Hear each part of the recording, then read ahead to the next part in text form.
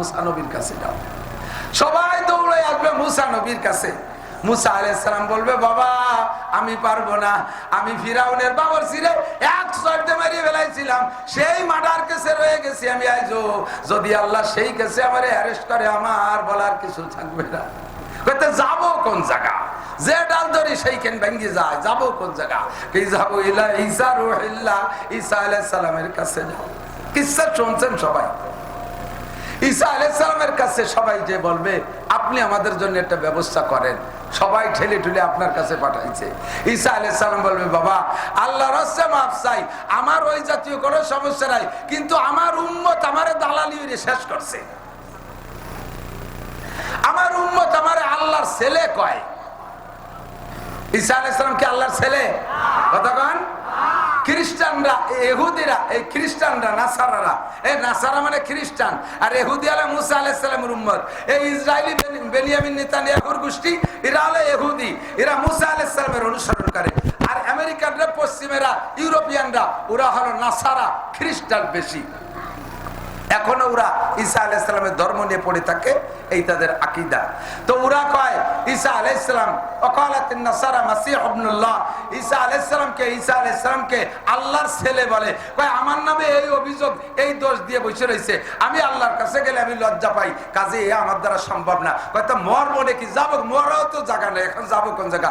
ইযাবু ইলা মুহাম্মাদিন সাল্লাল্লাহু আলাইহি ওয়াসাল্লাম, সবাই মিলে মুহাম্মদ সাল্লাল্লাহু আলাইহি ওয়াসাল্লামের কাছে যাও, উনি যা কবে তাই শুনবে। উনার একটা আল্লাহ আছে, আলাদা, উনার একটা বেটো বাবার আছে, উনি যা বলবে আল্লাহ তাই শুনবে। সবাই চলে আসবে আমাদের নবীর কাছে, বললেন না সুবহানাল্লাহ। এবার নবী আলাইহিস সালাতু ওয়াস সালামের কাছে আসলে হুজুর আলাইহিস সালাম আল্লাহ পাকের কাছে সিজদায় পড়ে যাবে। রব্বি হাবলি উম্মতি, রব্বি হাবলি উম্মতি, রব্বি হাবলি উম্মতি। রব্বুল আলামিন তুমি আমার উম্মতকে ক্ষমা করো, আমার উম্মতকে বাঁচাও। আগে নিজের উম্মতের কথা বলবে, আগে নিজের উম্মতের কথা বলবে। আপনাদের সে মাঠে এমন একটা মর্যাদা হবে, কোন নবী রাসূলের সাথে আল্লাহ পাক কতক্ষণ কথা বলবেন না। হুজুরে পাক সাল্লাল্লাহু আলাইহি ওয়াসাল্লাম নিজেই বলেছেন, যতক্ষণ পর্যন্ত আমার একটা উম্মতের ফয়সালা বাকি থাকবে, অতক্ষণ পর্যন্ত আল্লাহ আদম, ঈসা, ইব্রাহিম, মুসা কোন নবীর সাথে কথা বলবেন না। আপনাদের একটা ফয়সালা হয়ে যাওয়ার পরে অন্যান্য নবীদের সাথে কথা বলবে। একটু বলেন না সুবহানাল্লাহ। আমাদের নবীও যেমন নবীর উম্মত ওইরকম দামি, তাদের জন্য আল্লাহ পাক সংবিধান বই দিয়েছে সেরকম দামি শ্রেষ্ঠ কিতাব কোরআন। এই কোরআন শরীফকে 30টা পাড়ায় বিভক্ত করা হয়েছে। সূরার সংখ্যা 114টা, আয়াতের সংখ্যা 2 রকম গণনা। আয়েশা রাদিয়াল্লাহু তাআলা আনহার গণনা মতে 6236, হযরত আলী রাদিয়াল্লাহু তাআলা আনহুর গণনা মতে 6666। আয়াতগুলো যারা পড়েছে হাফেজদের কাছে শুনবেন, আমি হাফেজ না, জায়গায় জায়গায় বলতে গেলে আমার আয়াতের মধ্যে ত্রুটিও হয়ে যায় কখনো কখনো। হাফেজ না হওয়ার কারণে আমি খুঁটে বেছে যা পেয়েছি, আমার অভিজ্ঞতার আলোকে আমি দেখেছি যে এই বিষয়গুলো আল্লাহ পাক ইম্পর্টেন্ট মনে করেছেন, জরুরি মনে করেছেন। কোরআন শরীফের ভিতরে দেখবেন ওই বিষয়গুলো আলোচনা বেশি আসছে। নমরুদের আলোচনা, ফিরাউনের আলোচনা, কারুনের আলোচনা, সাদ্দাদের আলোচনা, বড় বড় কাফেরদের মধ্যে ফিরাউনের আলোচনা সবচেয়ে বেশি আসছে। তারপরে আছে নমরুদের আলোচনা। বেশি কেন আনছেন? আল্লাহ পাক বলেন আগের কিতাবের পরে আরেকটা কিতাব আসার সম্ভাবনা আমি রেখেছি, কিন্তু কোরআনের পরে আর কোনো কিতাব আসবে না। আল্লাহু আকবার। আগের যে কাফেররা গেছে তাদেরকে দৃষ্টান্তমূলক শাস্তি দিয়ে ধ্বংস করেছি, কিন্তু কিয়ামত পর্যন্ত ফিরাউনের স্বভাবের হাজারো হাজার ফিরাউন আসবে, নমরুদের স্বভাবের হাজার হাজার নমরুদের স্বভাবের নমরুদ আসবে, কারুন মার্কা বহুত মানুষ দুনিয়ায় আসবে, সাদ্দাদ মার্কা বহুত মানুষ দুনিয়ায় আসবে। কিয়ামত পর্যন্ত তাদের শিক্ষা দেওয়ার জন্য এই কয় বড় বড় ধামলার আলোচনা কোরআন শরীফে বেশি করলাম। ফাতাবিরু ইয়া উলিল আবসার, যাদের জ্ঞান আছে, বুদ্ধি আছে, ওখান থেকে দেখে দেখে তোমরা শিক্ষা নিতে থাকো। দোস্তরে, একটা ফিরাউন চলে গেছে মুসা নবীর জামানায়, ওই ফিরাউনের স্বভাবের মানুষ এখনো দুনিয়ায় আছে না? না, ফিরাউন মুসা নবীকে দুনিয়ায় আসতে দেবে না। এই জন্য ওই সময়কার নবজাতক শিশু বাচ্চাদেরকে হত্যা করত ফিরাউন। ইব্রাহিম আলাইহিস সালামকে দুনিয়ায় আসতে দেবে না, এই জন্য নমরুদ সেই সময়কার শিশু সন্তানদেরকে হত্যা করেছে, পুত্র সন্তানদেরকে হত্যা করেছে। সেম স্বভাবের বর্তমানে ইসরায়েলি নেতানিয়াহু 42-43 হাজার মানুষ মারছে ফিলিস্তিনে, তার ভিতরে 17,000 শুধু শিশু মারছে, 17,000 শিশু মারছে। আল্লাহ তাআলা ওই ফিরাউনকে দিয়ে এই ফিরাউনকে শিক্ষা দেওয়ার জন্য কোরআন শরীফের ভিতরে বেশি বেশি ফিরাউনের কিস্সাটা আলোচনা করেছে, নমরুদের কিস্সা আলোচনা করেছে। যত আমলীয় আলোচনা আছে তার মধ্যে বেশি আলোচনা হয়েছে কোরআন শরীফের ভিতরে নামাজ। জোরে বলেন কোনটা?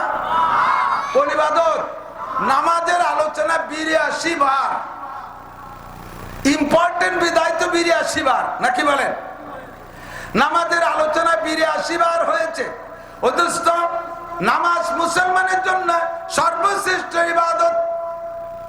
এইমাত্র আমাদের এইমাত্র কোন হিন্দু যদি কলেমা পড়ে মুসলমান হয়, স্টেজে আইসা এখন সর্বপ্রথম ওর উপরে কোন ইবাদতটা এসে চেপে ধরবে?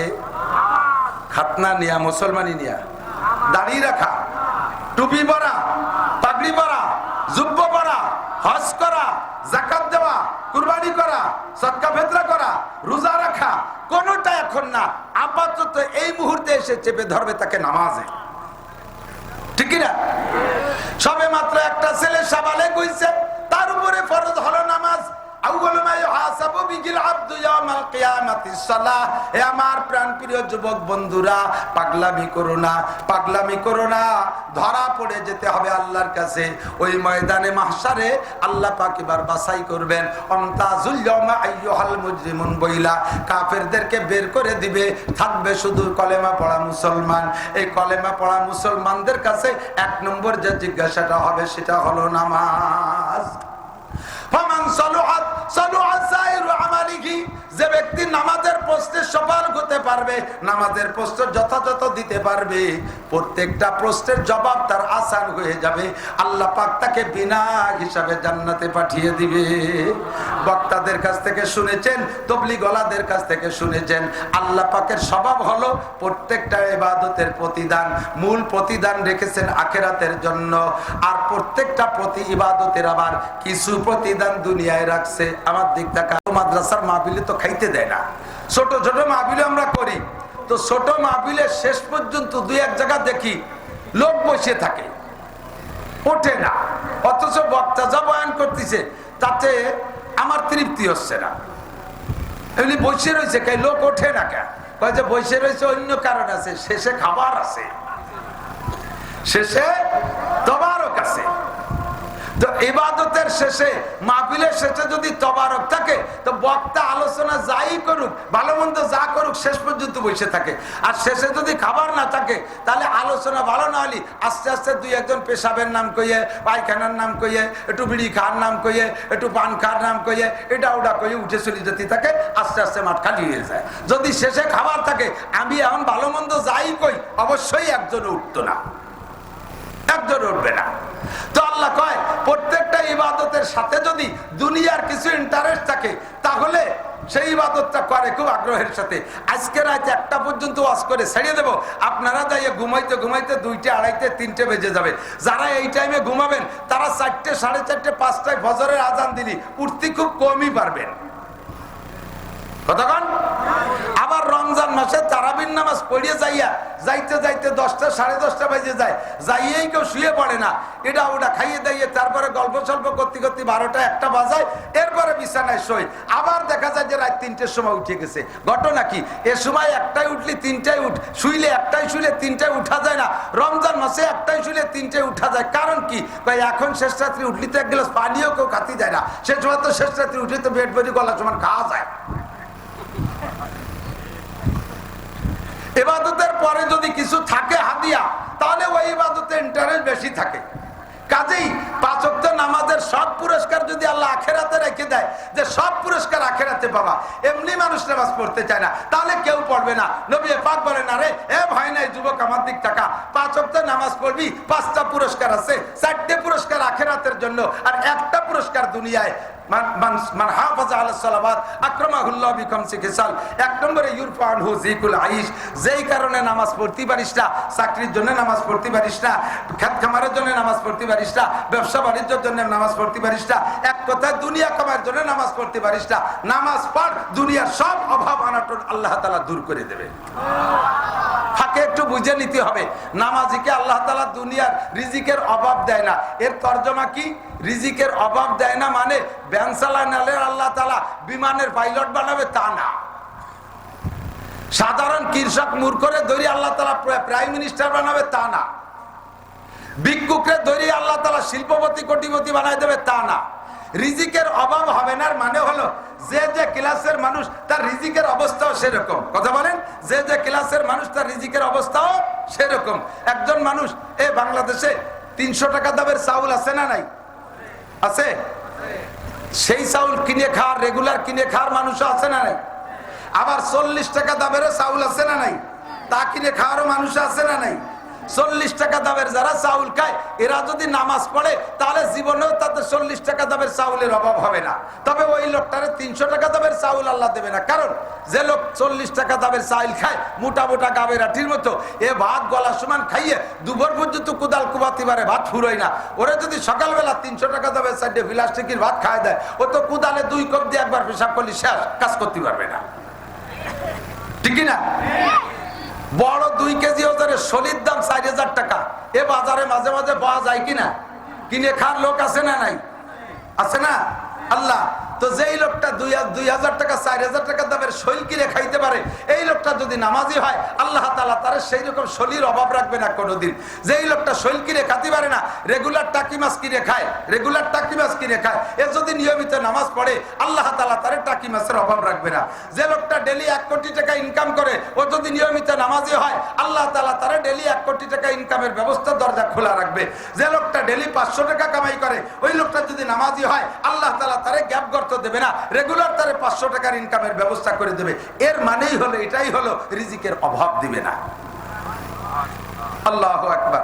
তো দোস্ত, নামাজ ইম্পর্টেন্ট বিদায়, এর জন্য আল্লাহ তাআলা কোরআন শরীফের ভিতরে 82 বার আলোচনা করেছে। নামাজের চাইতেও আরো ইম্পর্টেন্ট ইবাদত থাকতে পারেনি কি? কথা বলেন, মনে হয় আপনাদের আছে? নামাজের চাইতে মুসলমানের জীবনে আর কোনো বড় ইবাদত আছে? নাই। কিন্তু কার্যক্ষেত্রে জায়গা বিশেষ নামাজের চাইতেও কোনো কোনো ইবাদতের গুরুত্ব বেশি হয়ে যেতে পারে। যেমন আমার দিক তাকান, এই নামাজ এমন গুরুত্বপূর্ণ ইবাদত যে নামাজকে কোনো অবস্থাতেই মিস করার সুযোগ নেই। রোজা ফরজ, হজও ফরজ, যাকাতও ফরজ।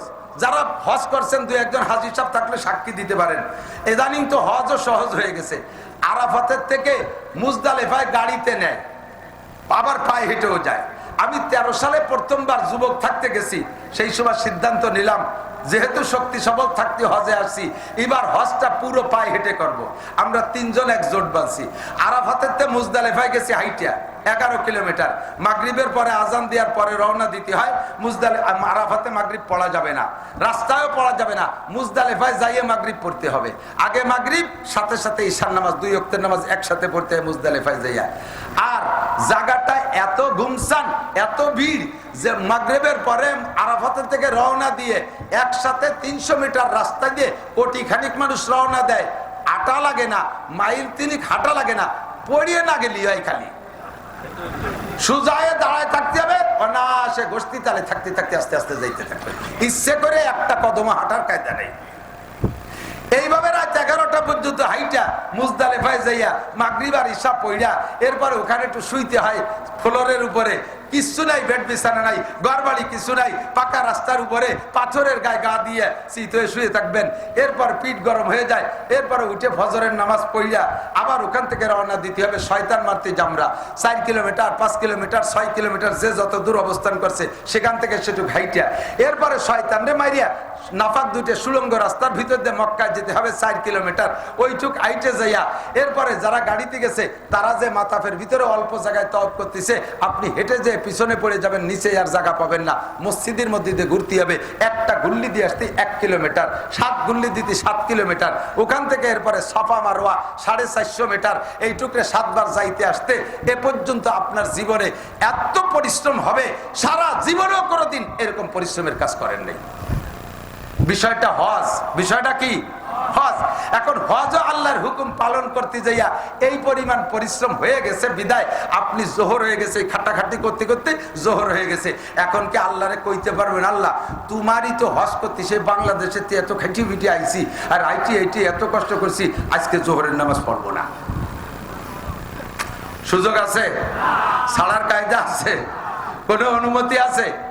2 কোটি টাকা জাকাত নিয়ে বেরোইছেন, সারা গ্রাম ভরে বাড়ি বাড়ি যে জাকাত দিয়ে জোহরের সময় ক্লান্ত হয়ে গেছেন, হাইটে হেঁটে জাকাত দিতে দিতে, জাকাতও ফরজ, এই ফরজটা আদায় করতে যাইয়া এত ক্লান্ত হয়ে গেছেন, এখন আপনি আইসে টান টান হয়ে শুয়ে পড়ছেন, আল্লাহ আমি জোহরে নামাজ পড়তে পারবো না, তোমার জাকাত দিতে যে আবার কষ্ট হয়ে গেছে। সুযোগ আছে? কথা বলেন। এবার রমজান মাসে 17 ঘন্টা জ্যৈষ্ঠী মাসে রোজা, রাত 3টায় খাইছেন আর 7টায় ইফতারি, এই 17 ঘন্টা রোজা রাইখা কি পরিমাণ কষ্ট হয়েছে। আবার সন্ধ্যার আগে আসরের পরে 22 কিলোমিটার বাইসাইকেল চালাইছেন খরার মধ্যে দিয়ে, ইফতারিতে যাইয়া কেমন লাগে তা তো সবাই জানে। ইফতারি খাইয়ে দিয়ে সাপে আদারের মতো কেলাই গোড়ই পড়ছেন। এবার ডাকতে চল রোজা ইফতার করছি, নামাজ পড়ে যে কথা কয়ে না, রোজা ছিলাম। ওর সাথে কথা কয়নি, সে তো রোজা ছিল। মাগরিবও পড়ে নাই, টান টানে শুয়ে রয়েছে। এই মাগরিবে নামাজ না পড়িয়া রোজাতে নামাজ না পড়ার কোন সুযোগ আছে? ঈশার সময় আজান হয়েছে, চল যাই তারাবি পড়ে আসি, কথা কয়ে না, রোজা ছিলাম। তাহলে এক রোজার বাহানা দিয়ে 2 ওয়াক্তের নামাজ নাই, একটি সুযোগ আছে নাকি? কথা বলেন। তাহলে নামাজ এমনই ইবাদত, এই ইবাদত অন্য কোনো কিছুতে যত পরিশ্রম হোক ছেড়ে দেওয়ার সুযোগ নাই। কিন্তু এর উপরে আরেকটা ইবাদত আছে, সময় সাপেক্ষে সেই ইবাদতটা যদি চেপে পড়ে তাহলে আপনাকে নামাজ বাদ দিয়ে সেই ইবাদতটা করা লাগবে। এমন একটা ইবাদত আছে, সেই ইবাদতটার গুরুত্ব জায়গা বিশেষ নামাজের চাইতে বেশি, যার কারণে আল্লাহ তাআলা ওই ইবাদতের কথা কুরআন শরীফের ভিতরে 682 বার আলোচনা করেছে। কত? 682 বার। ইবাদতটার নাম হলো জিহাদ। ইবাদতের নাম কি? জিহাদ। কবে কিভাবে? খন্দকের যুদ্ধে যখন যুদ্ধ হতে যাচ্ছে, মক্কা থেকে কাফেররা আসতেছে মদিনার উপরে আক্রমণ করবে, নবী পাক সাল্লাল্লাহু আলাইহি ওয়াসাল্লাম সাহাবায়ে কিরামদেরকে নিয়ে খন্দক খনন করার সিদ্ধান্ত নিলেন। এই খন্দক খননের কাজ শুরু হয়ে গেছে। ইতিমধ্যে খবর আসছে, তাড়াতাড়ি খুঁজে সারেন, এই যে এসে গেল। এই করতে করতে জোহরের রক্ত এসে গেছে, খন্দক খনন করা শেষ হয় নাই। হুজুর কয় থাক জোহরের নামাজ, আগে খন্দক খুঁজো। খুঁজতে খুঁজতে আসর হয়ে গেছে, খন্দক খনন করা শেষ হয় নাই। হুজুর কয় থাক আসরের নামাজ, আগে খন্দক খনন করো। খুঁজতে শুরু হলো, মাগরিব এসে গেল, মাগরিবের নামাজের রক্ত এসে গেছে, খন্দক খনন করা শেষ হয় নাই। হুজুর কয় থাক মাগরিবের নামাজ, আগে খন্দক খনন করো। এসে গেল ঈশার রক্ত, ঈশার নামাজের সময়, খন্দক খনন করা শেষ হয় নাই। হুজুর কয় থাক ঈশার নামাজ, আগে খন্দক খনন করো। এইভাবে 4টে ওয়াক্ত নামাজ হুজুর শুধুমাত্র জিহাদের জন্য কাজা করেছেন, জিহাদের জন্য কাজা করেছেন। বোঝা যায় প্রয়োজন সাপেক্ষে কখনো কখনো নামাজের চাইতো জিহাদের গুরুত্ব বেশি। কথা বলেন ঠিক ঠিক না? ও দোস্ত, এবার জিহাদের আলোচনা আছে 682 বার। যদি কোনো ব্যক্তি এই জিহাদ সংক্রান্ত আলোচনা হইলে উলামায়ে কিরাম জিহাদের প্রতি উদ্বুদ্ধ করার জন্য, উৎসাহিত করার জন্য যদি আলোচনা করে, আর এইটাকে যদি জঙ্গিবাদী বলে বলে, এইটাকে যদি কি বলা হয় হরকত বলে, এইটাকে যদি আল কায়দা বলে ধিক্কার দেয়, তাহলে ওই লোকটা বেঈমান হয়ে যাবে। 682টা আয়াতকে অস্বীকার করা হবে, অথচ কোরআন শরীফের একটি আয়াতকে অস্বীকার করলে ওই লোকটা কাফের হয়ে যায়। ক্বালা রাসূলুল্লাহ সাল্লাল্লাহু আলাইহি সাল্লাম মা আমানা বিল কুরআনে মান ইস্তাহাল্লা মাহারিমাহু। যে ব্যক্তি কোরআনের একটা আয়াত অস্বীকার করে, ওই লোকটা পুরো কোরআনকে অস্বীকার করলো। আর কোরআনকে অস্বীকার করলে লোকটা কাফের হয়ে যায়। আর কাফের হয়ে গেলে কি হয়? ওই লোকটার স্ত্রী তালাক হয়ে যায়। আপনি কাফের হয়েছেন, আপনার স্ত্রী কাফের হয় নাই, বিয়ে ভেঙে গেছে। বিয়ে ভেঙে গেলে কি হয়েছে? এরপরে ওই স্ত্রী নিয়ে ঘর করলে জিনার গুনাহ হবে। এই স্ত্রীর গর্ভে যদি কোনো সন্তান হয়, ও সন্তান জারজ সন্তান হবে, হারামজাদা হবে, ওইটা জারির বাচ্চা পয়দা হবে। আপনি যদি বিনা তওবায় আবার কলেমা পড়ে মুসলমান না হয়ে মারা যান, আপনাকে জানাজা পড়ানো যাবে না, আপনার দাফন করানো যাবে না মুসলমানের কবরস্থানে, আপনার কাফন পরানো যাবে না। আপনি মুসলমানের খাতার থেকে মায়ের বাংলাদেশ সহ বিশ্বের প্রান্তে প্রান্তে মুহূর্তে মুসলমানদের ভিতরে এই রোগটা বিরাজ করতেছে। এই মুহূর্তে যদি ফিলিস্তিন গাজা থেকে, আমার প্রাণপ্রিয় যুবকরা, ফিলিস্তিন আর গাজায়